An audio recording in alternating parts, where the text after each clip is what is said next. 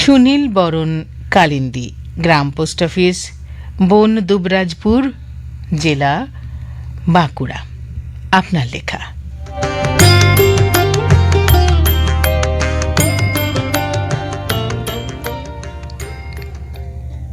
বাঙালি? হ্যাঁ, যাক বাবা, বাঁচা গেল।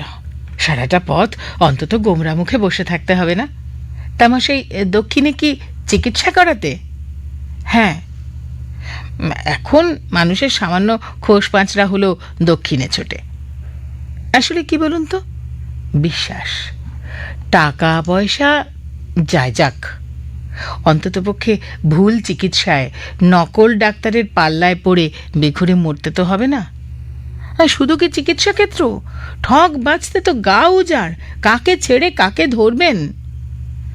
সমবয়সী দুই অপরিচিত যুবক দীর্ঘ ট্রেন যাত্রায় কখন যেন অতি পরিচিত হয়ে উঠল।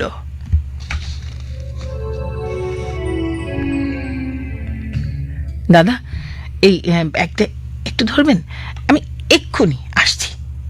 তাড়াতাড়ি ফিরবেন, ট্রেন কিন্তু এখানে বেশিক্ষণ দাঁড়ায় না। হ্যাঁ, এই তো যাব আর আসব। ট্রেন ছাড়ার হুইসেল পড়ে গেল। আমি জানলায় উদ্বিগ্ন অধীর হয়ে ভদ্রলোককে খুঁজে বেড়াচ্ছি। সঙ্গীটির ব্যাগ যে আমার কোলে। হঠাৎ একদল রেল পুলিশ আমাকে এসে ঘিরে ধরল। একজন ছো মেরে সঙ্গীটির ব্যাগটি আমার কোল থেকে তুলে নিল। আমি তো ভ্যাবাচাকা, বাকরুদ্ধ। ব্যাগের মধ্যে কি এমন মহার্ঘ জিনিস আছে? নকল সঙ্গীর পাল্লায় পড়ে এ কোন বিপদে জড়িয়ে পড়লাম?